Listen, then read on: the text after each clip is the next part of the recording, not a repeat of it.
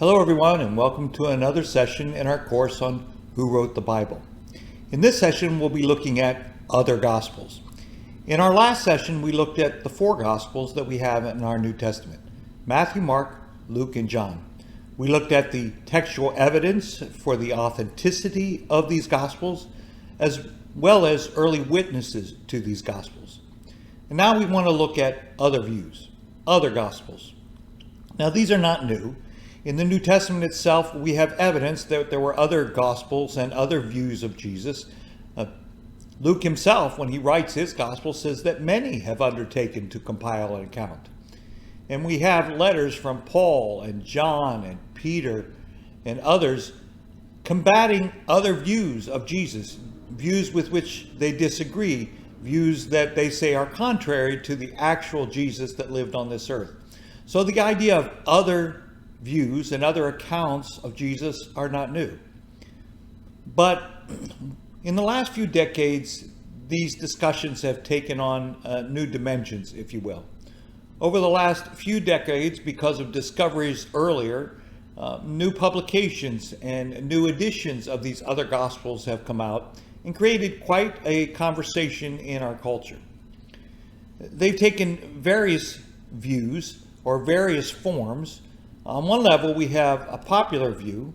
Some of you may remember some 2 decades ago that there was a book published called Da Vinci Code. It was made into a movie written by Dan Brown, who's basically by the way, from my part of the woods up there in New Hampshire, from the Seacoast area. And I remember when the book came out, there was quite a lot of discussion because of the views and stories that it tells about the origin of scriptures. One of the characters in his book, for example, makes the following claim. He says more than 80 Gospels were considered for the New Testament, and yet only a relatively few were chosen for inclusion. Matthew, Mark, Luke, and John among them. This is the basic tenet of this popular view, if you will, and we'll see also an academic view. The general idea here is that at some point, probably in the early 300s, 325, something like that, church leaders got together and looked at all the Gospels that were around, and based upon their preferences, somewhat arbitrarily, I guess, decided that these 4 Gospels would be the ones that would be preserved and canonized and placed in the Holy Scriptures. That's the general idea. This was a very popular view, kind of made more popular by this book and other books of the time. And I would say that if you go into many highways and byways of our culture, this is the generally accepted idea. If you're not from a kind of conservative, traditional Christian background, if you're kind of out there on the outside, the general assumption is that there are many other Gospels and somehow these 4 were arbitrarily placed in the New Testament. But there's also an academic background to this, and we should take that seriously. I mean, folks have spent a lot of time researching these things, suggesting other views, and I think as folks who want to be honest and truthful, we should look at these views and evaluate them on their own merit and make some decisions about their accuracy or their viability, not judging, but trying to understand and trying to evaluate. So one of those scholars that have been arguing for these other views is a woman by the name of Elaine Pagels. She has one of the original folks that have done work on what we call the Gnostic Gospels. We'll look at that in a moment. And right around the time that Dan Brown published his book, came out shortly thereafter, I think, with this book on the Gospel of Thomas. So she was on many TV programs, YouTube channels, and so forth, talking about this academic view. So here's a quote from her work on the Gospel of Thomas. It says, "Those who later enshrined the Gospel of John within the New Testament and denounced Thomas's Gospel as heresy, divisively shaped and inevitably limited what would become Western Christianity." The idea here is because of these decisions by these early leaders to stick with John in this case as the inspired gospel, rejecting Thomas, what happened is historically the Western Church accepted this view of Jesus, not the alternate view that is there. So in other words, most of Western Christian history is an accident. It's an accident that was caused by a few leaders in the early 300s, and that it's not a fair representation of who Jesus really is. That's kind of the basis or the essence of these particular arguments. So how many other documents like this are there? How many other Gospels, in addition to the 4 we have, how many other Gospels are there? Well, the truth is we don't know. There's a lot of debate about this. If you go to Wikipedia, right, that's where we all start, right? But there's 60 of them listed there. In the Da Vinci Code, you heard the quote that says 80. I'm not sure where they got that number 80. That's just, I'm not sure where they came up with that. Bart Ehrman, who's also one of the scholars working on this project, he lists 47 in his book called Lost Scriptures. And if you go into the New Advent Encyclopedia, a work by the Roman Catholic Church, they list 15 to 20 of those. But the truth is, we really don't know. We have fragments and copies of some. There are others who are mentioned in the early church writings. We're not sure. Sometimes there's fragments here, and whether they constitute copies of things we already have or whether they're newly represented Gospels. So we're really not sure. But we're probably less than 100 there is what the general consensus would be. So before we get into kind of what these Gospels are and what they say and when they were written, all that, I do want to point out an ancient response to all this. Before we even begin to look at the contemporary problem, I want to look at a comment by kind of early church historian, if you will, a man by the name of Eusebius, who wrote right about around this early 300s in this very controversial time, when there was a lot of discussion about what is the authentic version of Christianity. Constantine had come to power. He was trying to unite his empire under this realm of Christianity, and so leaders from all over the country are coming together and they're debating what is Christianity. And Eusebius is documenting all this, and he writes this comment in his church history. He says, "But we have nevertheless felt compelled to give a catalog of these also, distinguishing those works which, according to ecclesiastical tradition, are true and genuine and commonly accepted, from those which, although not canonical but disputed, are yet at the same time known to most ecclesiastical writers. We have felt compelled to give this catalog in order that we might be able to know both these works and those that are cited by the heretics under the name of the apostles." Let me just point out 2 aspects of this comment. One has to do with this reference to ecclesiastical tradition. What Eusebius is telling us here is that there's a long tradition of looking at this question. It's not as if we have kind of all these documents out there that are roughly the same, and now we have to sit down and figure out which is what. No, he's claiming that a lot of work has already been done on this project, that this is not so much them deciding which books are in, but pointing out the fact that for centuries, these books have been decided. It's been clear for a long time, and Eusebius in the new world of controversy is saying we need to acknowledge what has already been decided, or not so much decided, witnessed in past generations. And the other aspect comes there at the end. Now he uses the word heretic, which I know has a lot of negative connotations. It's drawing lines, it's judgmental, and all the rest. And I certainly understand those sensitivities. But underneath that accusation, notice what he's claiming here. The issue here is that things are being written under the name of the apostles. It's this idea that it's somebody pretending to be an apostle. And that kind of is at the essence of his anger. In fact, look how he continues that quote. He says, including, for instance, such books as the Gospel of Peter, of Thomas, Matthias, and many others beside them, and the Acts of the Andrew and John and the other apostles, which no long belonging to the succession of ecclesiastical writers has deemed worthy of mention in his writings. So his concern is that people are writing under the name of Peter or Thomas or Matthias, but no one has accepted those witnesses historically as accurate. These are fraudulent in his case. There are people pretending to be apostles that they are not. or witnesses that they are not. In fact, he even gets stronger than that.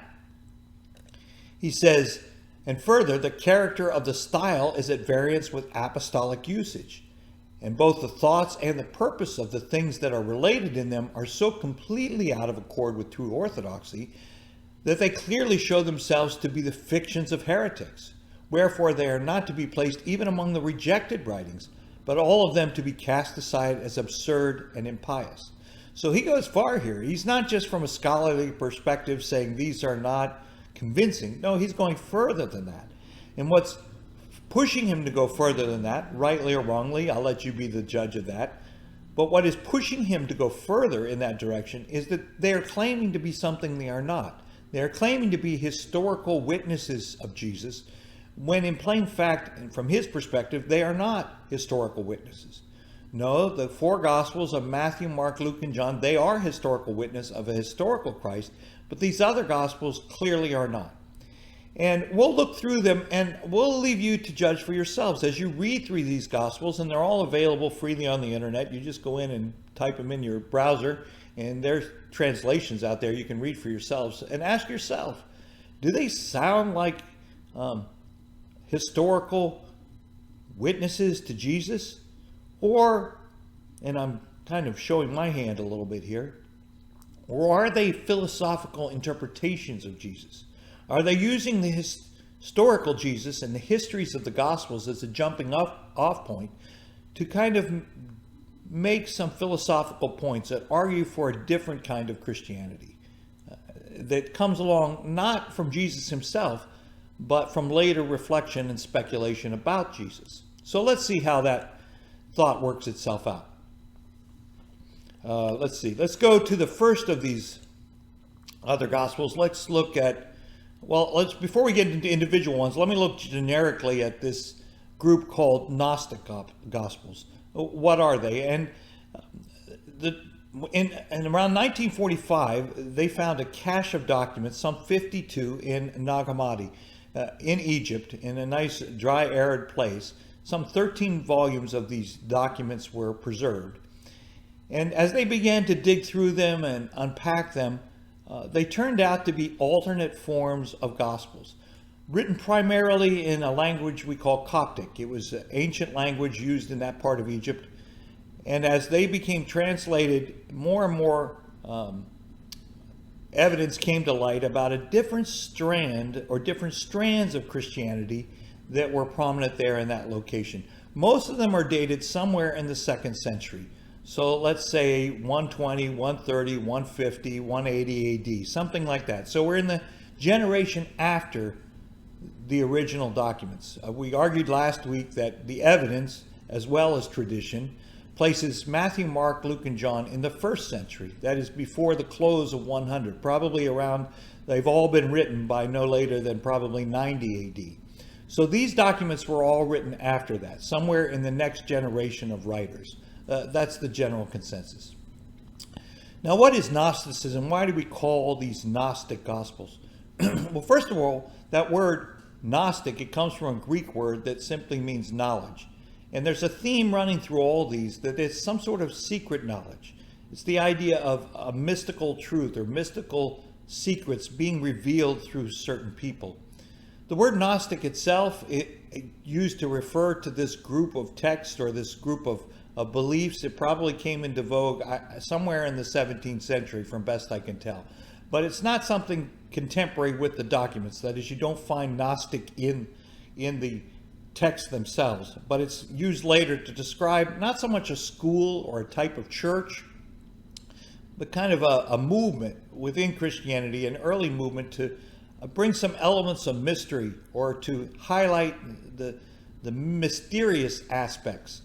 In some respects, I think it's like mysticism you find in other traditions as well, in the Jewish tradition, the Islamic tradition, many of the ancient Near Eastern traditions. There's this common thread of mysticism. As you read through these texts, it really is a Christian version of these mystical ideas.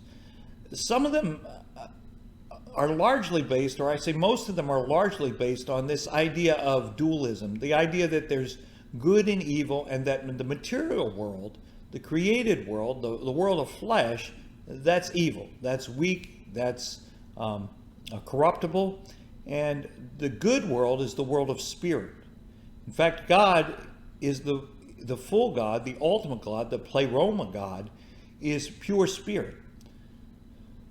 But then out of this pure God emerges these other emanations, as they put it, who then get involved in creation. So if we were to see the Genesis version, or the Genesis version of creation, the way that's interpreted in the Gnostic world is that this creator God is not so much the full God or the pleroma God, but a kind of demiurge, a one who emanates from that God, and he creates the material world, which is corruptible, which is evil in its essence. And we human beings, we're caught in the middle of that. We're flesh, and yet we're meant to be spirits. So our flesh is the evil part, the corrupt part. That's the one we're seeking to shed. It creates a very dualistic concept of human beings. They are pure spirits or corrupted by their mortal flesh. And so the goal is always for the soul to emerge and the spirit to emerge from the body, to ascend out of the body, to somehow ascend and be united with the great spirit above. So that's kind of the mystical idea behind Gnosticism. And as I say, it's the way that this is conveyed is through special revelations, through these special secrets, through special messengers. And so what we have in these Gnostic Gospels is secret messages or special messages chosen to be spoken through these special messengers. So let's see how that works itself out in some of the individual cases. We'll start with the Gospel of Thomas we mentioned earlier. It is one of those Nag Hammadi texts. The full version we have is a Coptic version, and it may be dated from the middle of the 4th century. But there are older copies of it, Greek versions of it, probably somewhere in the area of 200 AD. And so some people, we mentioned Elaine Pagel, she's one of them. She actually believes it's earlier. She thinks the Gospel of Thomas is probably late in the 1st century. Most scholars won't agree with her on that. The language and other things convince us that it was probably written later. But when you read through it, what it purports to be is 114 hidden sayings of Jesus. And some of them bear some relationship or even some dependence upon the Gospels as we have them. But you remember in the story of the Gospels, Thomas is the one who doubted. He's the doubting Thomas, right? The one who wouldn't believe Jesus was resurrected from the dead. And what this Gospel does is take off on that theme. So rather than seeing Thomas as the doubting Thomas, he's the Thomas to whom God reveals a secret. In other words, the rest of the disciples, they didn't see. They didn't catch on. They weren't aware. But this Gospel purports to tell us that Jesus took Thomas aside and gave him secrets, mysteries that aren't available to the average person.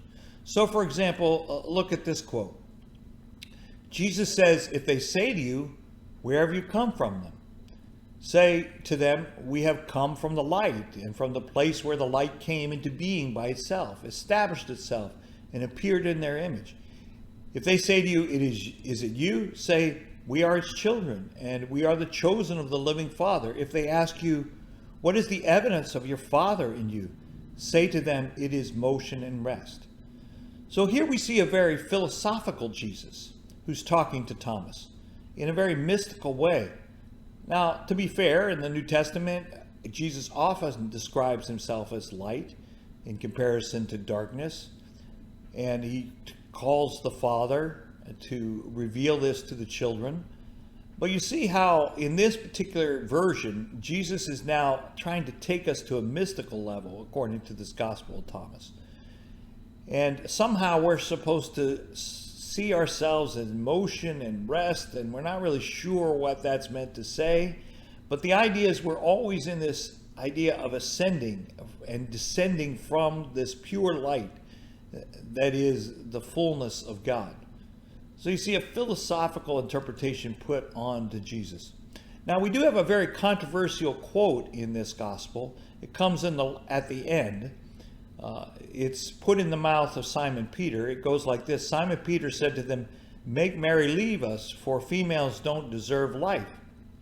And Jesus said, "Look, I will guide her to make her male, so that she too may become a living spirit resembling you males. For every female who makes herself male will enter the kingdom of God." Well, this is obviously a very controversial thing to say in that culture as well as ours. It's very demeaning to women. In fact, this is so shocking that even some of the proponents of the Gospel of Thomas will argue that this was not part of that gospel. It couldn't have been part of the gospel. It was probably added later on. We don't have any documentary evidence that that was the case, but that's suggested. But I put it in here to illustrate that we have a difference here from the traditional gospels. If you look in the traditional gospels, women are seen in a very different light. In what was clearly a patriarchal society, Jesus did many things to reiterate his belief that women are very much a part of his kingdom. They were the first witnesses to his gospel. They are the ones chosen to bring the disciples along in knowing about the resurrection. They are sent out along with the other disciples to be evangelists and so forth. So women in the New Testament are treated with a very high respect and regard by Jesus.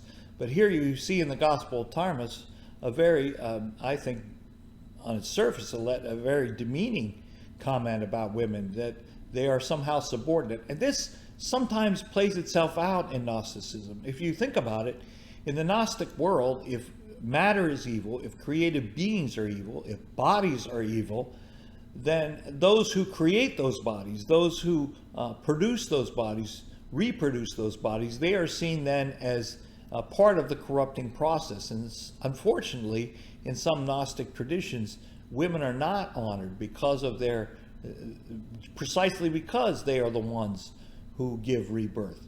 Not in all Gnostic Gospels. There, you'll see later in some cases, a celebration of the feminine. That is, that there's a feminine side to God as well as a masculine side. You see that sometimes in Gnostic Gospels. But in this particular case, in the Gospel of Thomas, if it is original, and it probably is, it seems to be very negative about women, unlike the four Gospels we have in the New Testament. Let's look at another one of these other Gospels, the Gospel of Philip. This one is quoted more often because of its mention of Mary, and we'll catch that in a moment. It's also one of the Nag Hammadi texts. This is probably somewhat later, based upon some of the words used and some of the translations. They believe it comes a bit later. He's not explicitly mentioned as the author, but he's the only, the only apostle mentioned in this. It's a story about him. So it's called Philip because he's the primary apostle mentioned. But notice it is discussed much because it's the main place where there's a comment about Jesus' relationship with Mary, especially Mary Magdalene.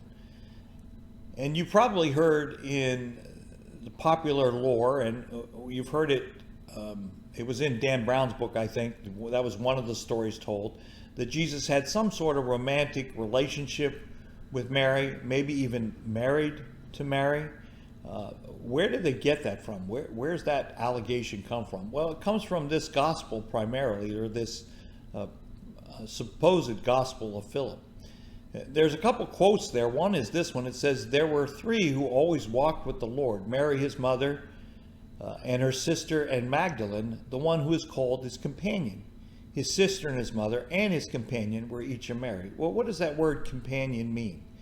Is it necessarily mean more than friend? Does it mean consort? Does it mean wife? That's the debate that is sometimes surrounds this particular quote. And then later in that gospel, we hear this quote. It says, "And the companion of thee," and we don't know what comes after that. I have the three little dots there. It's because in the manuscripts there's a corruption. We can't see what gets plugged in there. And then you see the name Mary Magdalene. Then there's another hole. And then there's this phrase that says, "Loved her more than all the disciples and used to kiss her often on the mouth." So obviously that last phrase is the thing that is most striking, especially for us Westerners. What does that say about the type of companion this person was? Well, let me make a couple responses to that. One is we're looking at this through a cultural world, especially our Western world, where there's only one kind of relationship where somebody kisses somebody on the mouth. But in different cultures, kisses have different meanings. If you're from a European culture, they greet one another with a kiss on the cheek. And fathers and daughters and mothers and sons, sometimes when they're younger, they do that. It isn't always a sexual or romantic thing. It can be a social connection thing. And we see that in different cultures even now in the world. So just because this is mentioned doesn't by itself refer to a sexual relationship. And apart from even that reflection, remember now, we're talking about something that was written probably 100 years after Jesus' death. Maybe more than that. In fact, this is the Gospel of Philip, so probably closer to 200 years after Jesus' death. So is this really giving us accurate history? Is this really telling us about the historical Jesus? Or is this an interpretation of Jesus? Often what I see happening here, and we'll see how this theme emerges, we saw in the Gospel of Thomas, it seems like you start with the historical Jesus and then you build a philosophy on top of it. It seems that you have a similar thing happening here in Gospel. Yes, in the New Testament you have mention of Mary Magdalene. There are various women in Jesus' life, but it seems like we start with that history established in that first century doctrines of the Gospel, and then it's extended and expanded upon and speculated about in these second century Gospels. That seems to be the logical way to interpret these stories, to make some sort of point. Then this Gospel of Philip, you can see its mystical content as well, just as we saw in the Gospel of Thomas. Look at this quote. It says, "Light and darkness, life and death, right and left are brothers of one another. They are inseparable. Because of this, neither are the good good or the evil evil, nor is life life, nor death death. For this reason, each one will dissolve into its earliest origin. But those who are exalted above the world are indissoluble, eternal."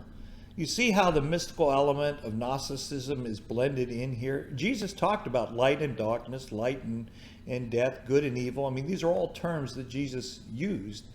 But this takes it to another place. What this is saying is what we see as opposites, as light and darkness and good and evil. Those who rise to another level, who are initiated, who have this secret knowledge and this secret life, somehow all those distinctions resolve together and become united the more you know, as you grow in your mystical knowledge, if you will. So you see how Philip now is taking this to a whole philosophical level. You don't see that in the Gospels. There's real battles between good and evil. But there's none of this, the two of them merging together as one. So again, it's up to us to figure it out, but it seems to me most logically that what we have here is Philip taking off from a historical document that he has in front of him, or at least the writer of this gospel, Philip, taking off from a historical document that he has in front of him and then building a case for a different kind of Jesus, suggesting a different kind of Jesus. Well, let's look at another one of these documents. Another one that has been popular more recently is this Gospel of Judas. New fragments have been found even in the last 20 years or so that brought it back to fore. And for a period of time, people even wondered if it was as old as the first century. Although scholars now pretty much are united in assuming it is also from a second century, 140, 150, something like that. Originally discovered in the 70s apparently, but then lost on the black market or gray market, depending on how you want to phrase things. They disappeared, pieces of it, got separated. In fact, I've actually found one article that talked about the fact that a piece of it was actually found in a safe deposit box in Hicksville, New York, of all places, purchased in 2000. So it kind of got put back together. It's pretty succinct, pretty small. But what's interesting here, again, it purports to be a secret conversation between Jesus and Judas. Just like we saw before, it was a secret conversation between Jesus and the doubting Thomas. In the New Testament Gospels, you have Judas being the betrayer, the one who turns Jesus over to the Sanhedrin. But in this particular gospel, it's rewritten from another perspective. And here again, Judas is not seen as the betrayer, but as the initiate, the one who the rest of the world sees as wrong, but Jesus is pulling aside and giving him secret knowledge. Look, for example, at this quote here. Knowing that Judas was reflecting upon something that was exalted, Jesus said to him, "Step away from the others, and I shall tell you the mysteries of the kingdom. It is possible for you to reach it, but you will grieve a great deal. For someone else will replace you in order that the 12 disciples may come again to completion with their God." Starting with the story of Judas in the New Testament, this gospel, now written later, looks at that story and says, maybe Judas was just misunderstood. Let's put back into the mouth of Jesus these words that affirm Jesus. And rather than judging Judas, Jesus is giving him, as seeing him as someone trying to rise to a higher level, trying to redeem himself through this reflection. And what we have here is Jesus encouraging that. Don't worry about the rest of the world, what they're thinking. Just follow through. I'm going to give you secret knowledge that's going to take you to another level. And people won't understand. But I'm going to give that secret knowledge to you. And we'll leave them alone. Well, the other disciples, they're not there yet. They're not ready yet. We'll leave them someday at their point. They'll get fulfilled. But it's your time now, Judas, to be fulfilled. So I'm going to pull you out from them. It's a whole different interpretation of what's happening with the story of Judas. Again, a philosophical interpretation, a mystical interpretation, a secret knowledge that is imparted to him alone.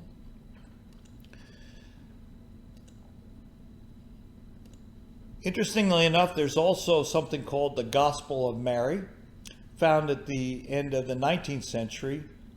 It also probably dates somewhere around that 140, 150, or maybe later, 180, 190. We're not really sure. One of the problems with this particular fragments, and it's very incomplete, but we're not really sure which Mary. It mentions the name Mary, but we're not sure which Mary. Is it Mary, the mother of Jesus, Mary Magdalene, Mary, the sister? We're not really sure, but the concept again seems to be that the disciples don't get it. They don't understand. So Jesus has a special relationship with this person, Mary. This is that other idea that maybe Jesus has a special relationship with Mary, whatever Mary that might be. And this is perhaps definitely a more positive view of women, a more positive view of Mary than we found in the Gospel of Thomas. Here, Mary is seen as someone who's given a secret that the disciples now want to get a hold of. Look at this quote put in the words of Peter. Peter said to Mary, "Sister, we know that the Savior loved you more than the rest of the women. Tell us the words of the Savior which you remember, which you know, but we do not, nor have we heard them." The assumption here is that Peter is asking Mary, whichever Mary we're talking about, you know secrets we don't know. Jesus was closer to you than he was to the rest of us, so tell us what we don't know. Reveal those secrets to us. Now, in the traditional Gospels, Peter is an eyewitness. He's the one who talks to Jesus, who Jesus talks to. He hears directly from Jesus. But in this Gospel of Mary, the idea is that Peter is a second rung. He's not as close. He doesn't have the real truth. So this character Mary, who's in the four Gospels, but not in this way, she becomes the carrier of this secret knowledge that's revealed and extended to Peter.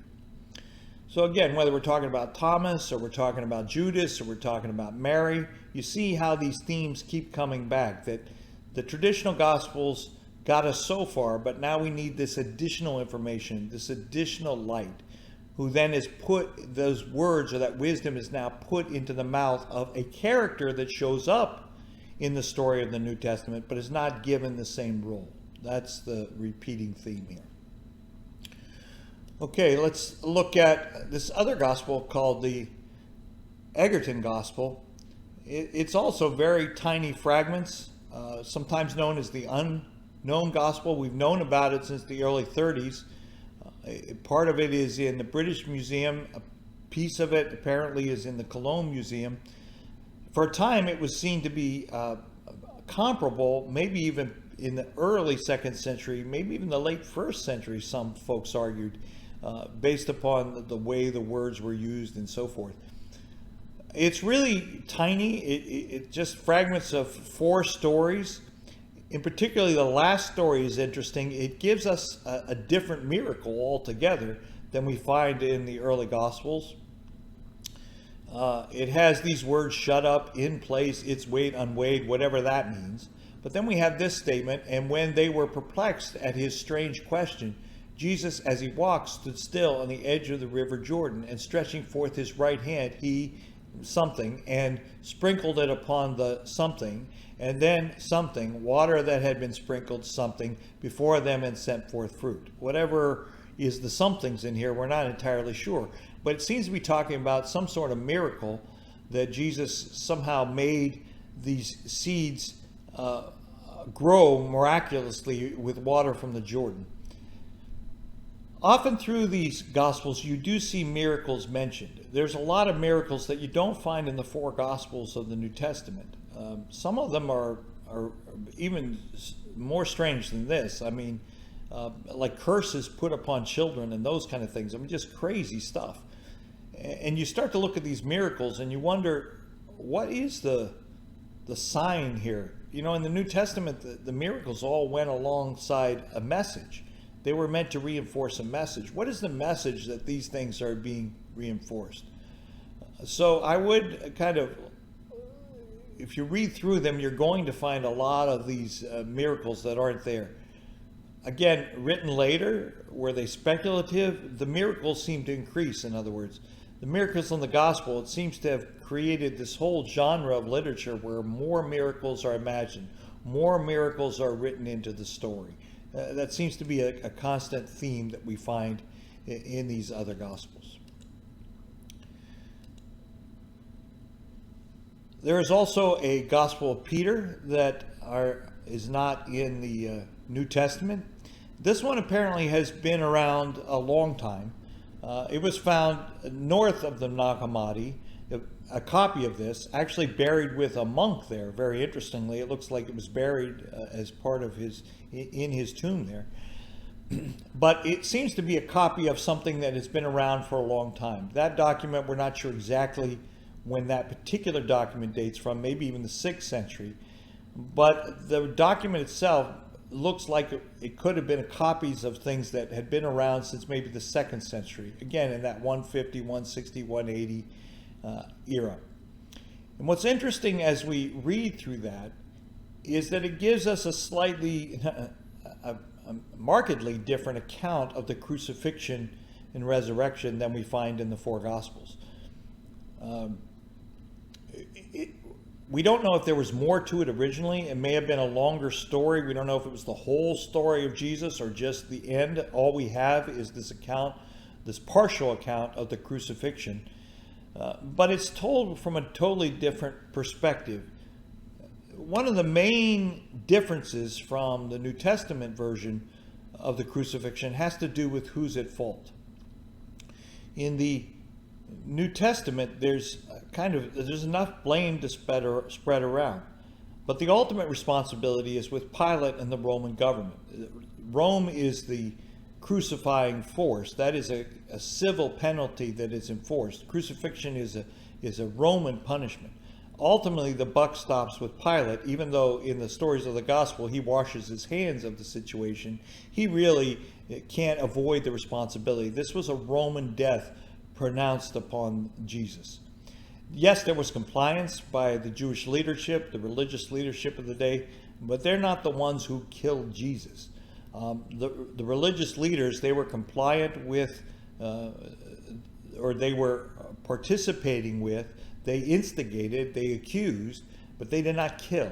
The actual killers in the New Testament story is the Roman government crucifying Jesus. In this particular story, blame is transferred, this Gospel of Peter, blame is transferred away from Pilate to Herod, the Herod Antipas in this case, the Jewish king. Primarily responsibility is put upon him. It seems like a kind of a polemic account meant to exonerate Pilate, exonerate the Roman government, and place all the responsibility on the Jewish leadership for some reason. As an early Christian document, some have alleged that perhaps this is one of the beginnings, if you will, of the anti-Semitism, that strong anti-Semitism that gets born out of Christianity early somewhere, unfortunately, and just goes rampant throughout it. Some folks have argued that this Gospel of Peter maybe is one of the contributors to this. It's pretty fragmentary, but that could be the case. But look at this quote. It says, "The Jews and the elders and the priests, having come to know how much wrong they had done themselves, began to beat themselves and say, 'Woe to our sins, the judgment has approached in the end of Jerusalem.'" You see this putting words in the mouth of the Jewish people to say, yes, Jesus was the Christ. You can see how this forces a particular view and could be used in an anti-Semitic way. So the Gospel of Peter seems to be, again, written later, rather than the balanced view that we see in the four Gospels of primarily this being a Roman crime with complicity by the leaders of the Jewish world. By the time we get to this document, it's evolved to now Rome, for whatever reason, perhaps because Rome is now, for whatever kind of political reasons, tried to appease Rome, putting the blame back upon the Jewish leadership and accusing the Jewish leadership in this Christian gospel, if you will. Again, different than the story of the New Testament.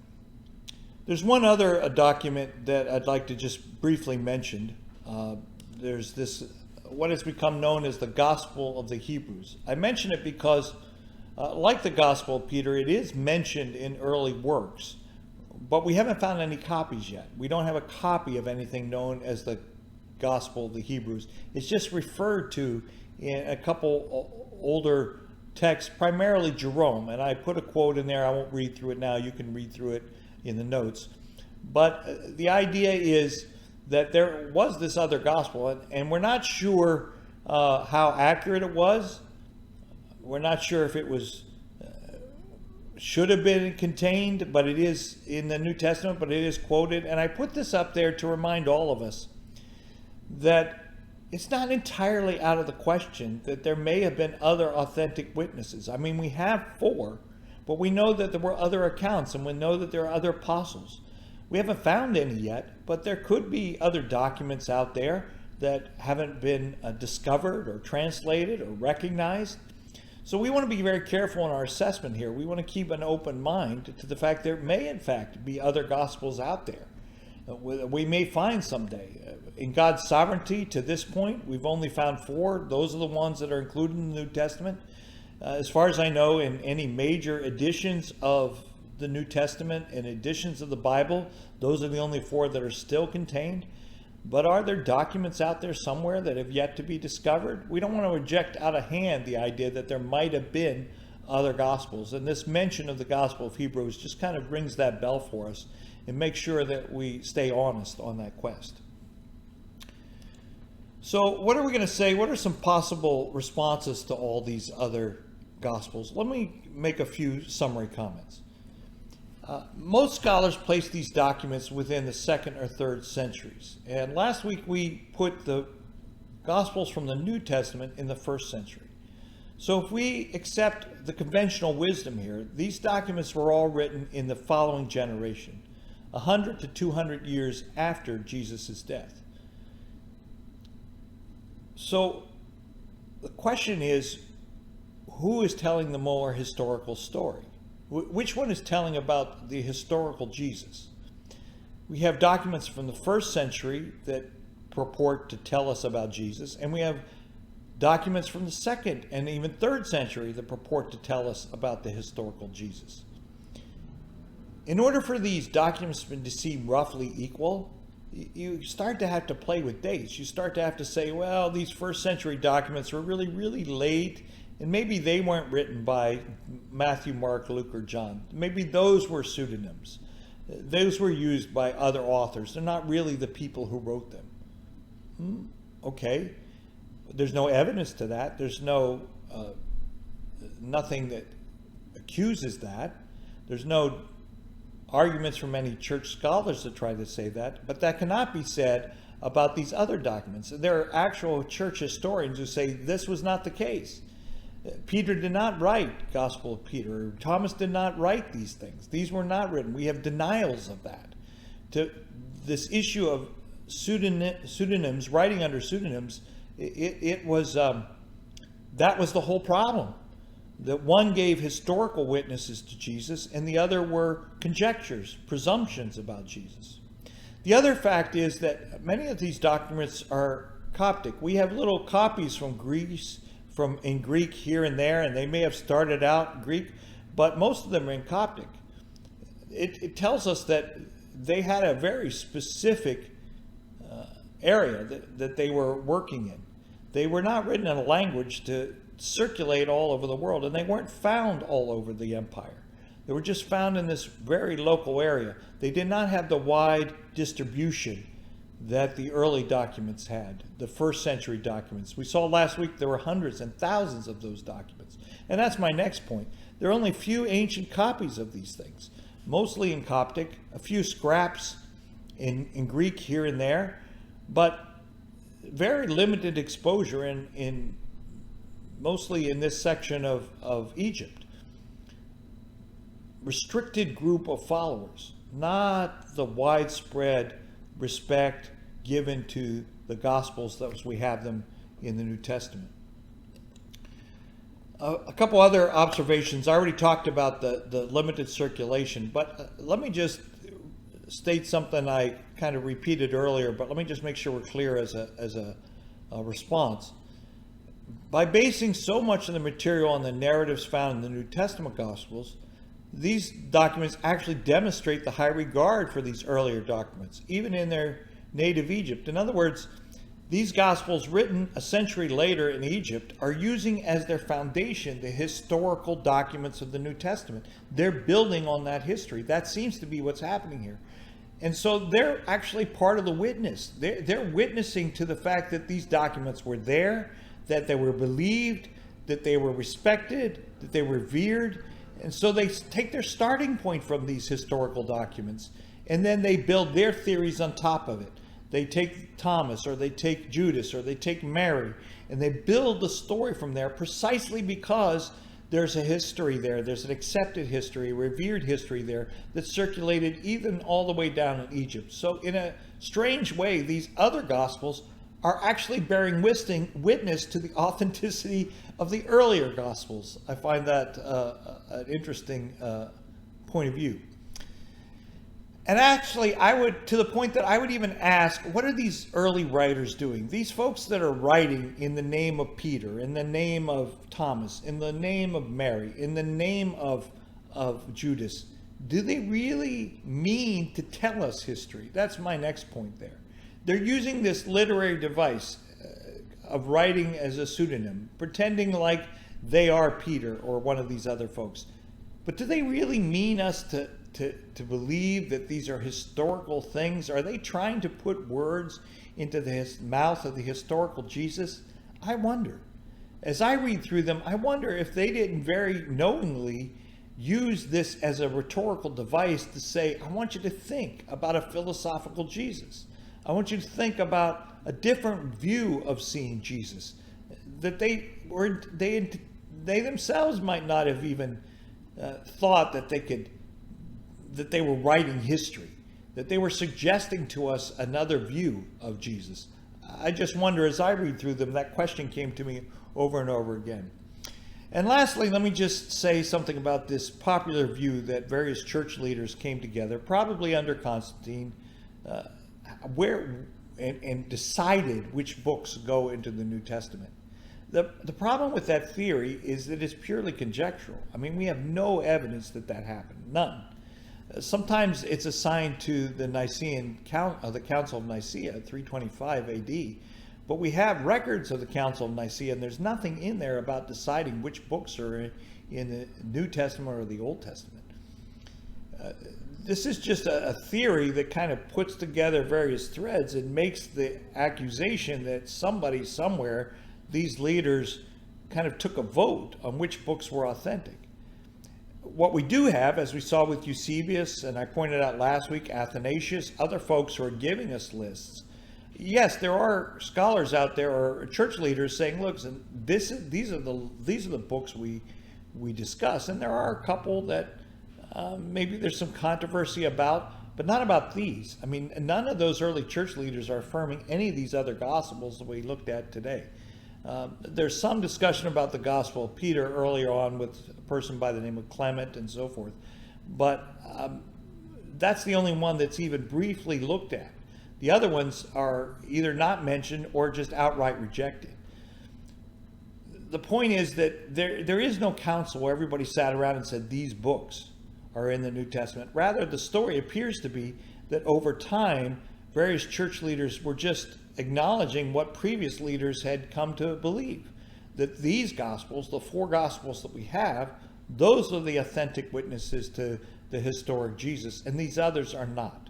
So it's not an accident of history or an arbitrary decision that gives us our Bible as we have it, but rather just a witness to what actually happened, what was actually regarded as historical witnesses to Jesus. So those are my first responses to this. Again, we're not trying to judge anybody or pronounce anybody a heretic here. We're simply looking at the evidence, looking at the stories, and make sure we understand and know how to respond to folks who maybe have a different point of view. So thank you for listening. Thank you for being patient with us. I appreciate you following us through this study on who wrote the Bible. Stay tuned. In a couple weeks, we're going to come back with another study on the Gospel of Mark, which I think you'll enjoy. So stay tuned. And until then, may the Lord bless you as you study his word.